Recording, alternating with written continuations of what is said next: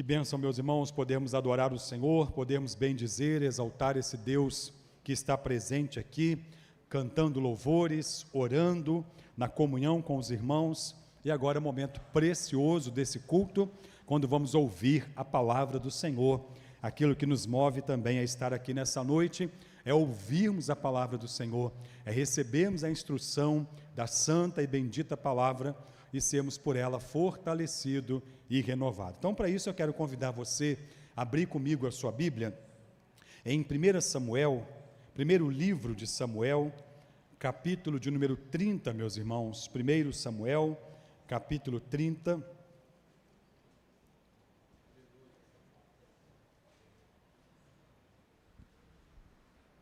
Primeiro Samuel, capítulo 30, nós leremos inicialmente do verso 1 ao verso 6, mas eu vou pedir você que mantenha a sua Bíblia aberta, que nós leremos outras passagens desse texto. 1 Samuel, capítulo 30, do verso 1 ao verso 6.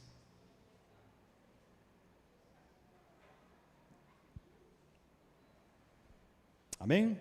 Iniciando a leitura da palavra do Senhor, 1 Samuel, capítulo 30, do verso 1 ao verso 6, a palavra do Senhor nos diz assim: Sucedeu, pois, que chegando Davi e os seus homens ao terceiro dia a Ziclague, já os amalequitas tinham dado com ímpeto contra o sul de Ziclague, e a esta ferido e queimado. Tinham levado cativas as mulheres que lá se achavam, porém a ninguém mataram, nem pequenos, nem grande, tão somente os levaram consigo e foram o seu caminho. Davi e os homens vieram à cidade, e ei-la queimada, suas mulheres e seus filhos e suas filhas eram levados cativos. Então Davi e o povo que se achava com ele ergueram a voz e choraram até não terem mais forças para chorar. Também as duas mulheres de Davi foram levadas cativa, Ainoã, a Geslita, e Abigail, a viúva de Nabal, o carmelita. Davi muito se angustiou, pois o povo falava de apedrejá-lo, porque todos estavam em amargura, cada um por causa de seus filhos e de suas filhas. Porém Davi reanimou-se no Senhor, seu Deus. Vamos orar, meus irmãos. Senhor, a tua palavra foi lida e nós, o teu povo, estamos aqui prontos para te ouvir. Por isso pedimos agora, pela tua muita misericórdia e graça, fale ao nosso coração, nos edifique por intermédio da tua palavra, nos renove, nos fortaleça, hoje e sempre, em nome de Jesus. Amém e amém. Glória a Deus. Meus irmãos, eu quero olhar para este texto nesta noite, para que nós possamos pensar juntos sobre a salvação da família. Situações às vezes acontecem que põem a nossa família em risco e que às vezes trazem até destruição sobre o nosso lar. E é preciso então que nós saiamos em busca de salvação da família. Nós vamos perceber aqui nesse texto algumas atitudes importantes que trazem salvação para a nossa família, que trazem restauração para o nosso lar, salvação da família ou a salvação da família. O texto que nós acabamos de ler, meus irmãos, ele tem um contexto muito interessante. Às vezes tem coisas que nós precisamos fazer na vida e nós não fazemos. E às vezes não temos noção de o quanto isso às vezes pode trazer transtorno no futuro. O texto aqui começa no versículo 1, falando sobre um grupo, um povo. Diz assim o versículo 1 no capítulo 30. Sucedeu que chegando Davi e os seus homens ao terceiro dia a Ziclague, já os amalequitas tinham dado com ímpeto contra o sul de Ziclague e a ferido e a queimado. Um grupo aqui é citado os amalequitas. Os amalequitas, meus irmãos, para entendermos um pouco mais a história, nós voltamos lá no livro do Êxodo, no capítulo 17, quando o povo de Israel saiu do Egito. depois de 430 anos de escravidão egípcia, agora o Senhor liberta o seu povo por mão forte, depois de 10 pragas terem sido ministradas sobre a terra do Egito. Moisés, o libertador, um tipo de Cristo, é usado então para conduzir o povo em direção a Canaã, a terra prometida. E esse povo vai seguindo caminho deserto, e quando chegam na cidade de Refidim, eles têm sede, e ao sentirem sede, eles começam a pressionar Moisés. E o texto diz lá que Moisés vai orar ao Senhor e diz: Senhor, tenha misericórdia, só falta agora esse povo me apedrejar, porque eles diziam para Moisés: nos tiraste do Egito, nos trouxestes para cá para matarem de sede a nós, nossos filhos, nossas mulheres. Moisés então ora ao Senhor, Deus então o manda tocar a rocha, e então a água vem para o povo, e diz lá ainda o texto no capítulo 17 de Êxodo, que o rei Amaleque, rei dos amalequitas, então nesta cidade vai empreender uma batalha contra o povo de Israel, que estava em caminho à terra prometida. E é nesta batalha que nós temos a famosa cena, quando Moisés sobe ao cume do monte, ele, Arão e Hur. Josué fica lá embaixo na batalha, conduzindo um exército, e diz o texto lá que as mãos de Moisés eram pesadas, e enquanto Moisés estava com as mãos estendidas ali, um tipo de Cristo, mostrando o auxílio espiritual em meio à batalha, enquanto as suas mãos estavam estendidas, o povo de Israel prevalecia. Quando as suas mãos baixavam, os amalequitas prevaleciam. Arão e Hur, então, tomaram uma pedra, colocaram uma de cada lado, para sustentarem as mãos de Moisés, e assim, então, o povo de Israel prevaleceu. Diz o texto lá que Josué desbaratou o exército amalequita. Mas lá, o Senhor faz uma promessa, e diz para Moisés: escreve, porque eu riscarei da face da terra o nome dos amalequitas, deixarão de existir. Anos depois, aqui no livro de Samuel, no capítulo 16, a primeira grande missão que Deus dá para Saul, aquele que fora investido como primeiro rei de Israel.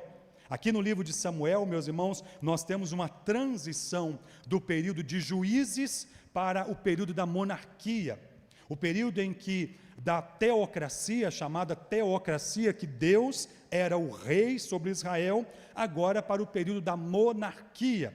Reis são estabelecidos para governarem sobre a nação de Israel.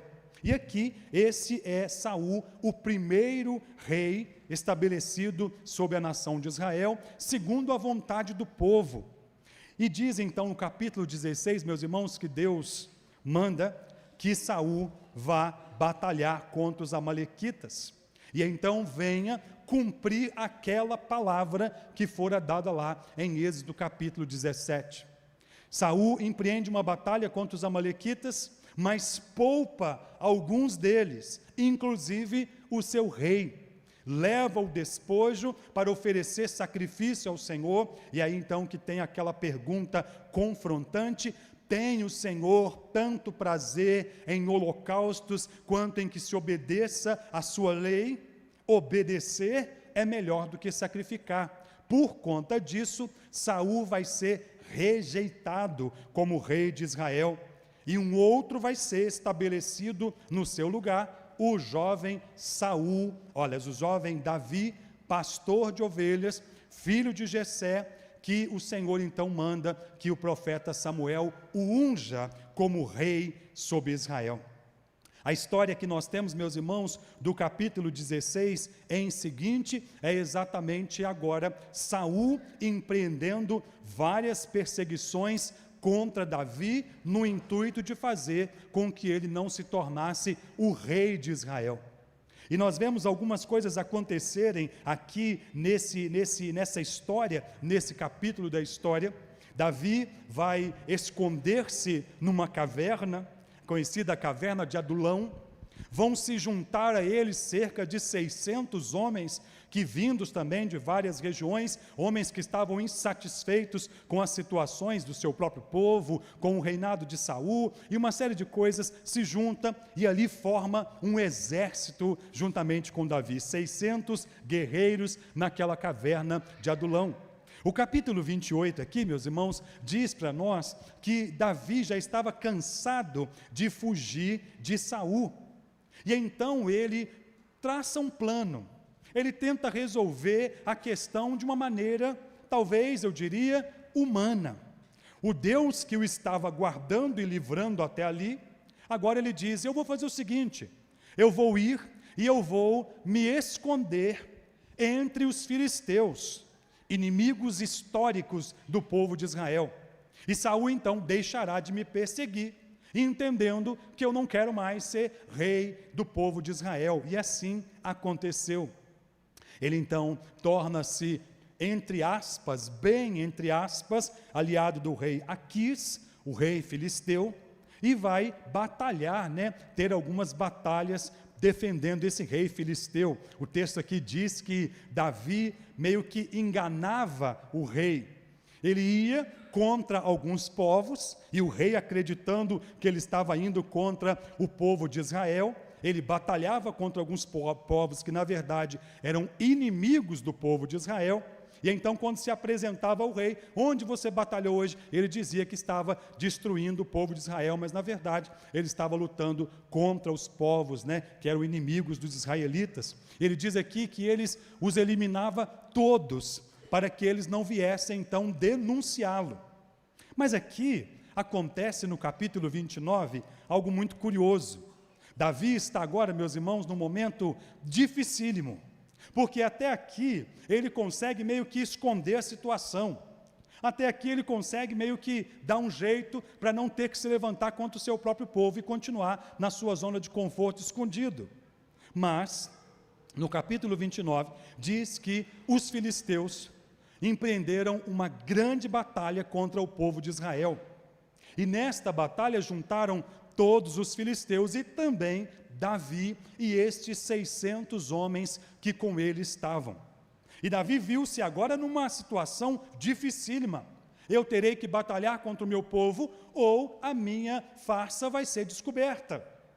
Mas Deus foi tão misericordioso com Davi, meus irmãos, Deus foi tão misericordioso com o servo dele, que diz aqui que os príncipes filisteus chegaram para o rei Aquis e disseram assim: este homem não pode ir conosco nessa batalha.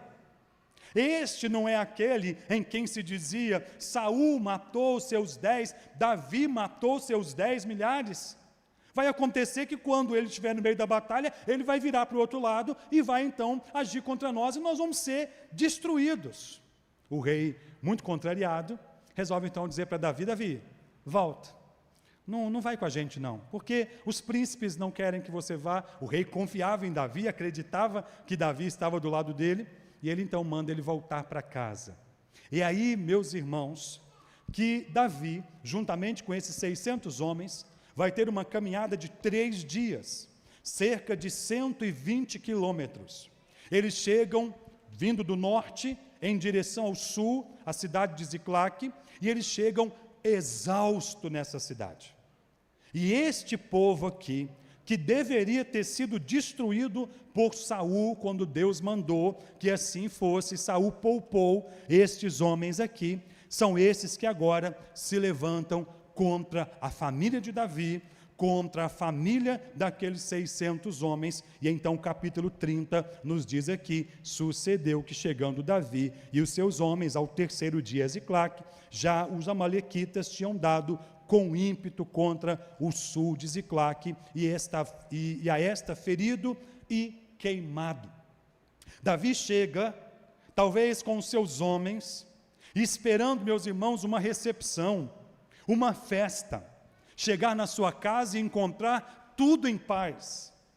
Ele saiu para uma batalha, voltou mais cedo, mas agora esperava chegar e encontrar uma água fresca, quem sabe um bolo de uma ênfase de farinha em cima da mesa, quem sabe algum cordeiro assando lá, para que ele e os homens pudessem comer.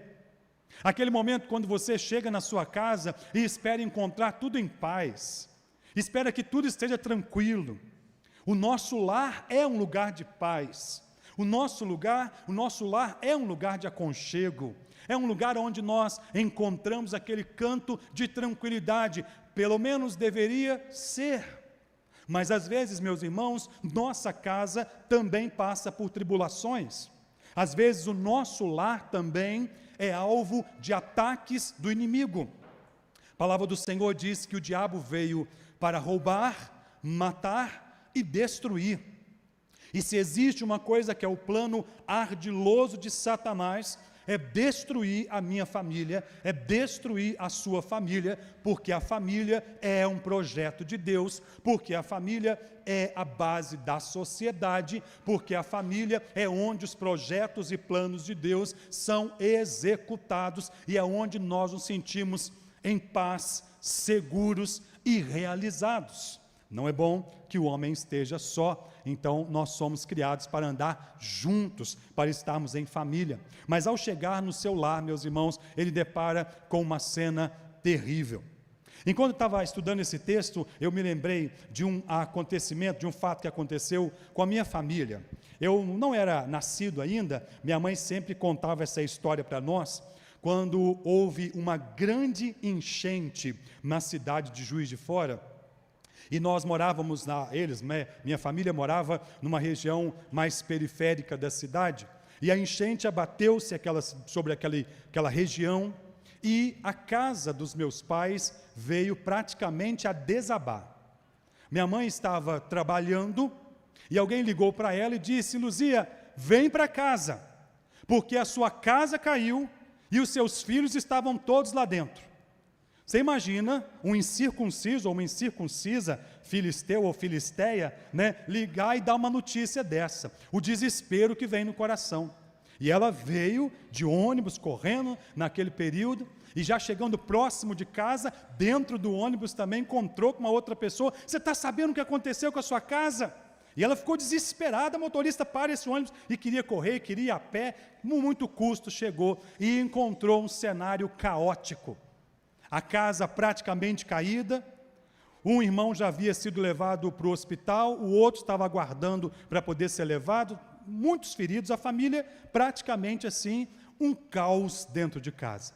Que situação desesperadora, meus irmãos. E a graça do Senhor sustentou e conseguiram todos serem restaurados e ficaram bem. Mas às vezes você recebe notícias que são notícias desesperadoras. Aqui foi exatamente isso. Não somente eles receberam a notícia, como eles viram a desolação do seu lar, da sua família. E diz-nos aqui o texto, meus irmãos, que eles, ao contemplarem aquela situação, o versículo 2 diz para nós assim: tinham levado cativas as mulheres que lá se achavam, porém a ninguém mataram, nem pequenos nem grandes, tão somente levaram consigo e foram o seu caminho.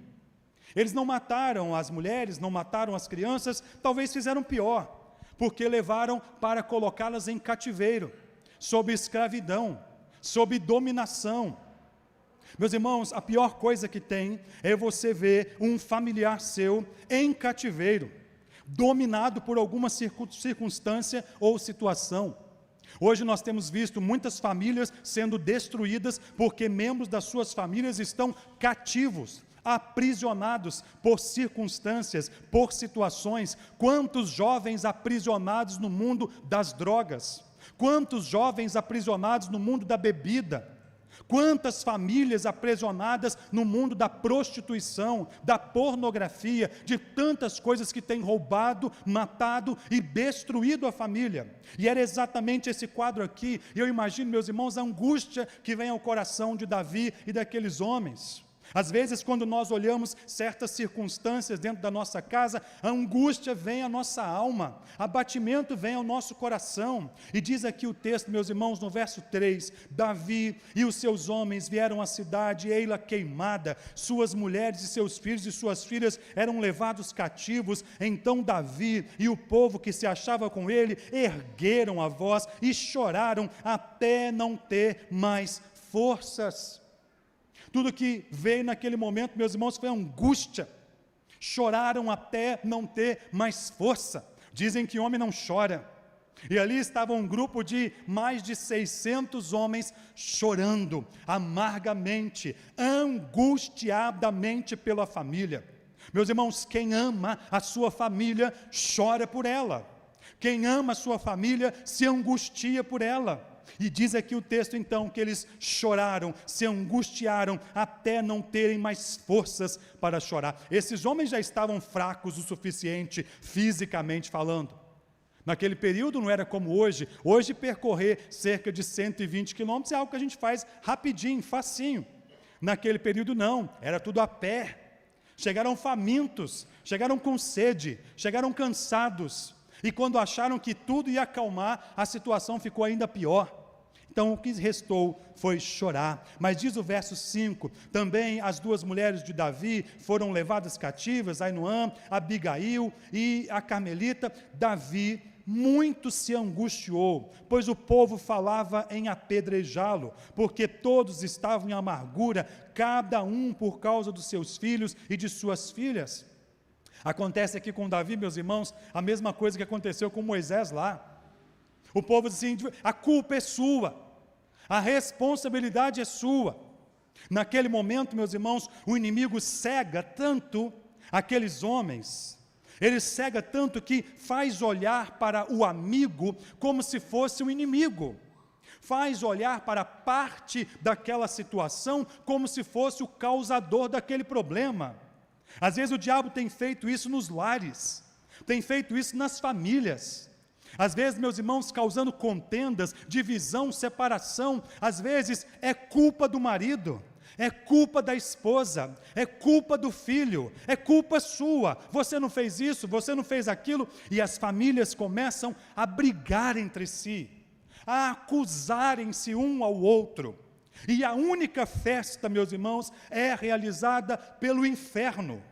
Tudo que o diabo quer é que o marido brigue com a esposa, que a esposa brigue com o marido, que os pais briguem com os filhos, que um tentem apedrejar o outro, dizendo a culpa disso é sua, quando na verdade, meus irmãos, a culpa é do diabo, nosso adversário, que veio para roubar, para matar e para destruir. A palavra do Senhor diz que a nossa luta não é contra a carne e nem contra sangue, mas é contra principados e potestades, contra dominadores do mundo mal nas regiões celestiais. Não é contra a sua esposa que você tem que brigar, não é contra o seu marido que você tem que brigar, não é contra os seus filhos que você tem que brigar, não é contra a sua mãe, não é contra o seu irmão, não é contra o seu familiar. Esta pessoa, mesmo não sendo perfeita, é a pessoa que está do seu lado, é a pessoa que está junto com você, é a pessoa que pode te dar força e segurar a sua mão para vencer essa batalha junto com você.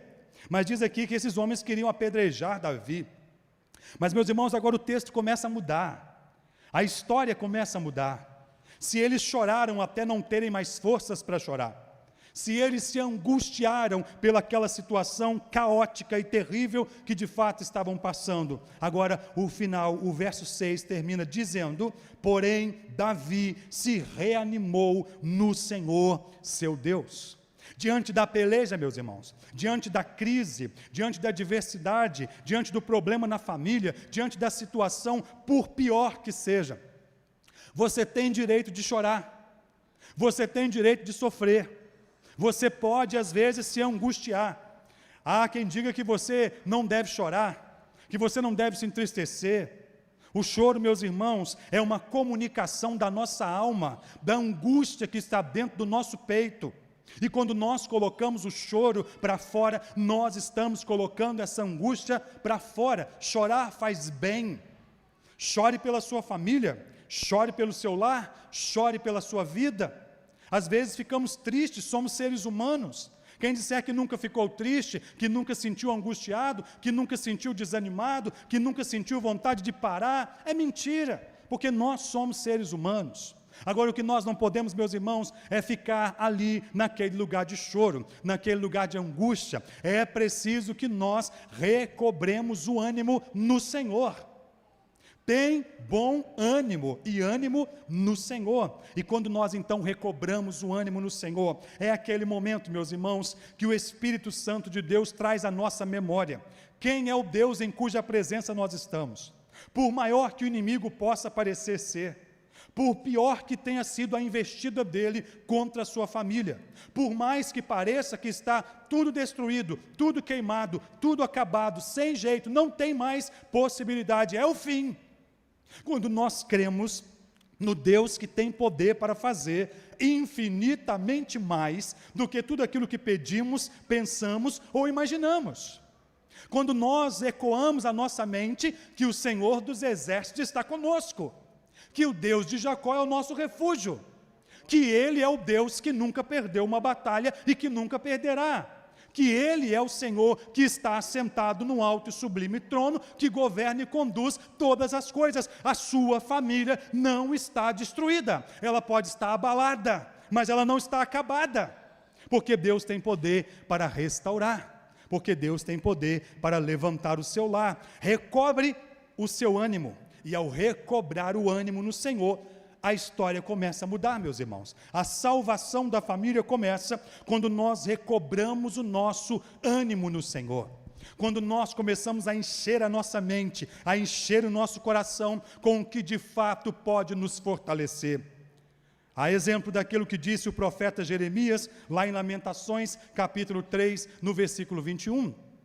Quero trazer à memória aquilo que me pode dar esperança. As misericórdias do Senhor são a causa de nós não sermos consumidos. Elas se renovam a cada manhã.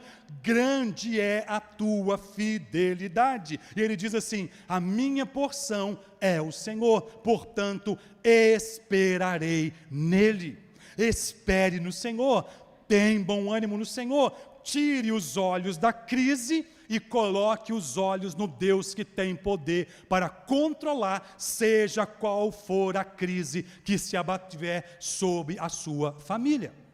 Recobre o ânimo. Ele recobrou o ânimo. E diz o versículo 7, então, meus irmãos, que ao recobrar o ânimo, ele dá o segundo passo em direção à salvação da sua família. Diz aqui então: disse Davi a Abiatar, o sacerdote, filho de Aimeleque: traze-me aqui a estola sacerdotal. E Abiatar a trouxe a Davi. Então consultou Davi ao Senhor, dizendo: perseguirei eu o bando? Alcançá-los-ei? Diz o texto então: respondeu-lhe o Senhor: persegue, porque de fato os alcançará e tudo libertarás. Oração, meus irmãos, buscar o Senhor.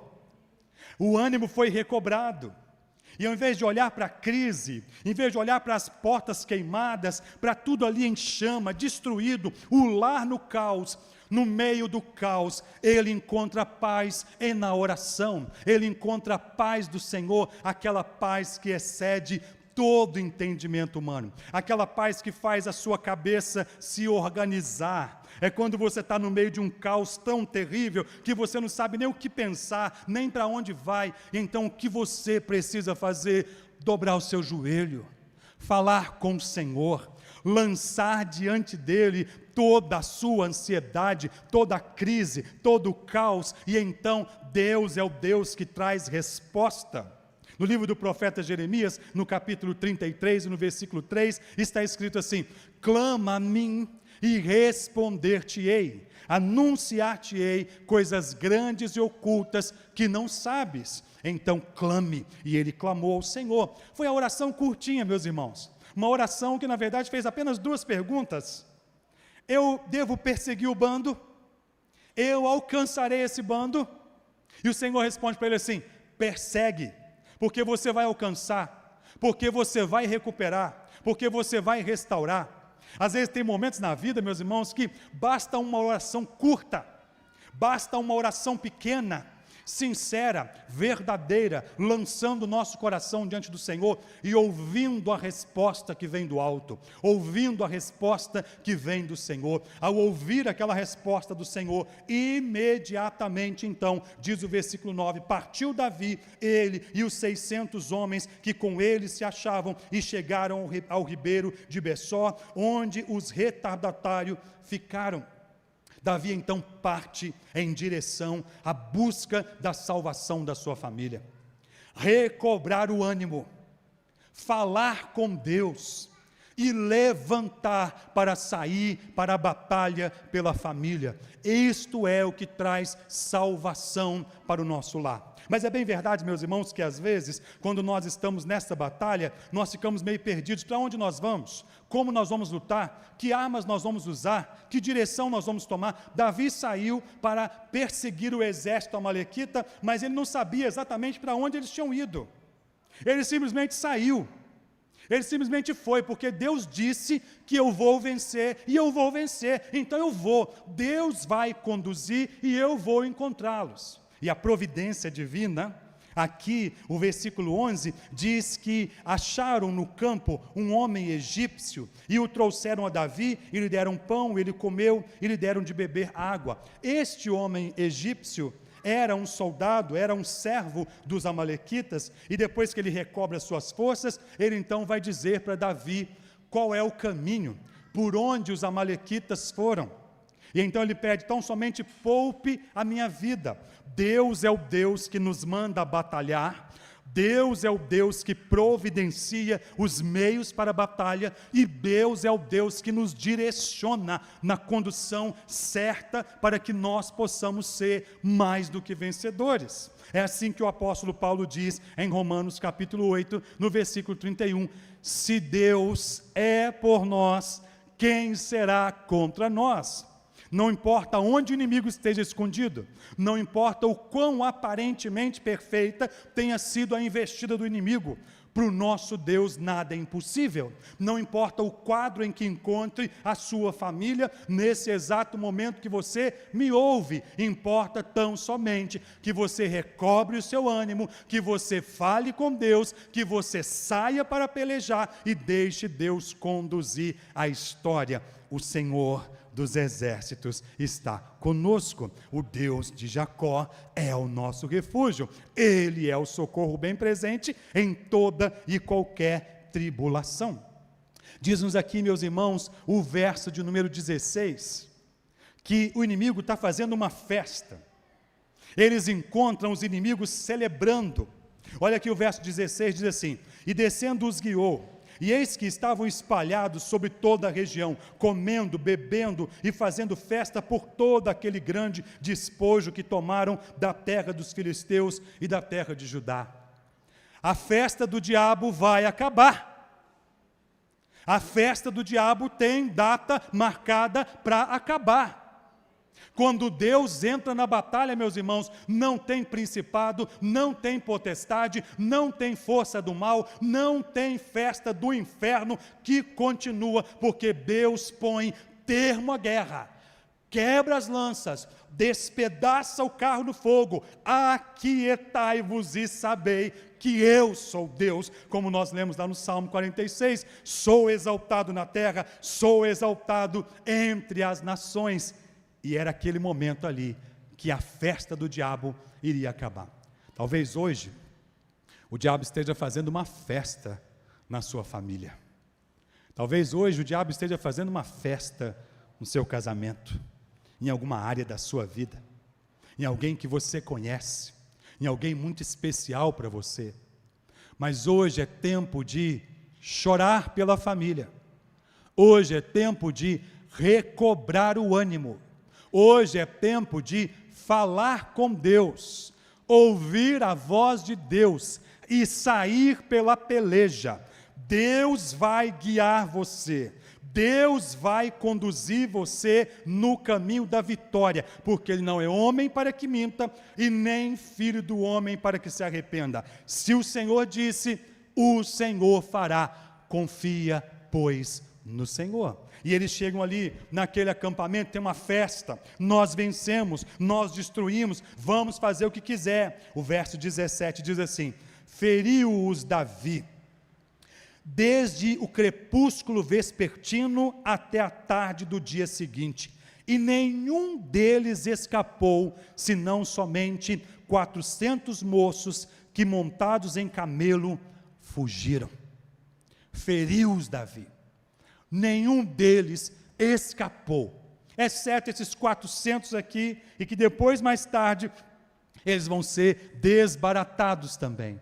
Deus trouxe vitória àquela família. E diz assim o verso 18: assim Davi salvou tudo quanto havia tomado os amalequitas, também salvou as suas 2 mulheres, não lhe faltou coisa alguma, nem pequena, nem grande, nem os filhos, nem as filhas, nem o despojo, nada do que lhe seria tomado, tudo Davi tornou a trazer. Também tomou Davi todas as ovelhas e os gados, e os levaram diante de Davi, e diziam: este é o despojo de Davi. A vitória foi completa. A segunda situação foi ainda melhor do que a primeira, porque além de trazer a sua família de volta, além de restaurar tudo aquilo que eles haviam levado, eles também trouxeram outros despojos dos amalequitas. Deus deu em dobro.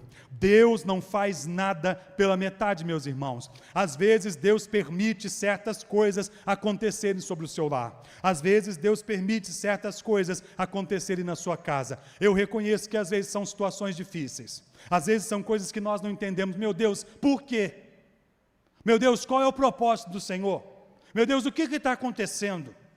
O que eu fiz de errado? Onde foi que eu errei? Onde foi que eu falhei? Muitas vezes, meus irmãos, são planos e propósitos de Deus.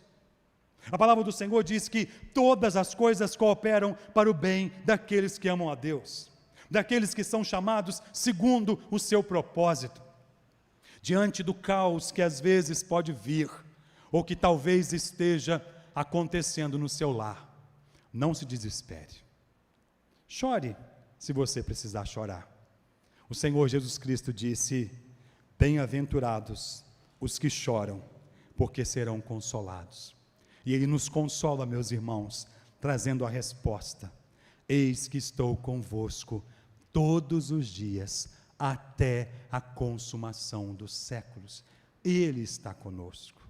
Depois de chorar, recobre o seu ânimo, traga à sua memória o que te pode dar esperança. Não fique só olhando para o caos, não fique só olhando para a dificuldade.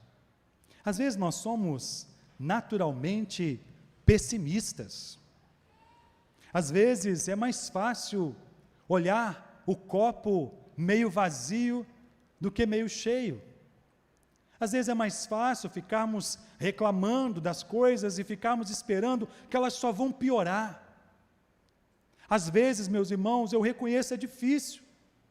Famílias que sofrem com filhos problemáticos, esposas que sofrem com maridos complicados, maridos que têm mulheres que são difíceis de lidar, filhos que sofrem com os pais, pais que sofrem com os filhos, famílias que enfrentam investidas várias do diabo, do inimigo.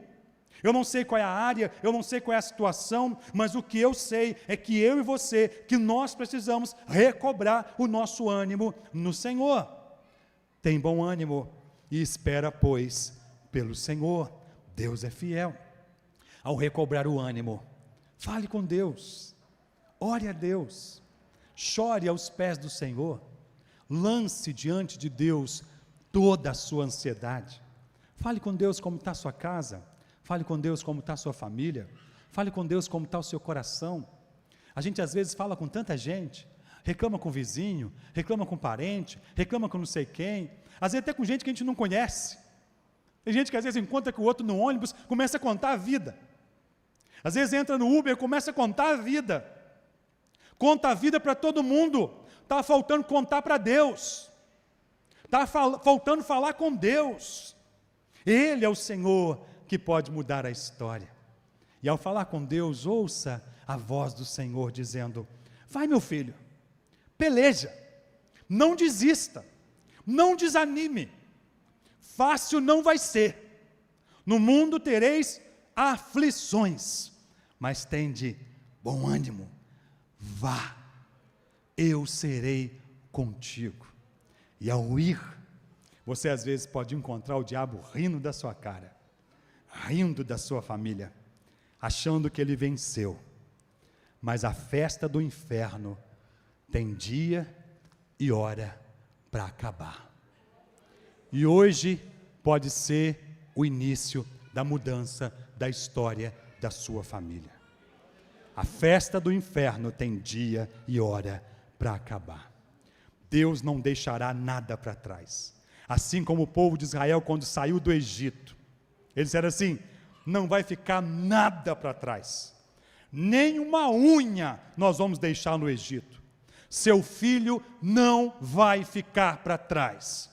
Seu marido não vai ficar para trás. Sua esposa não vai ficar para trás. Seus pais não vão ficar para trás. Sua família não vai ficar para trás. Porque Deus é o Deus que faz aliança com a família. É o Deus que peleja pela família. Sua família tem salvação. E a salvação está em nome do Senhor dos Exércitos. Chore, recobre o seu ânimo, ore, saia para pelejar e vença em nome de Jesus, porque tudo Deus restaurará para a glória dele e em nome de Jesus.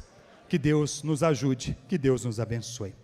Senhor, a tua palavra é viva e eficaz, a tua palavra é lâmpada para os nossos pés, e o Senhor é o Deus fiel.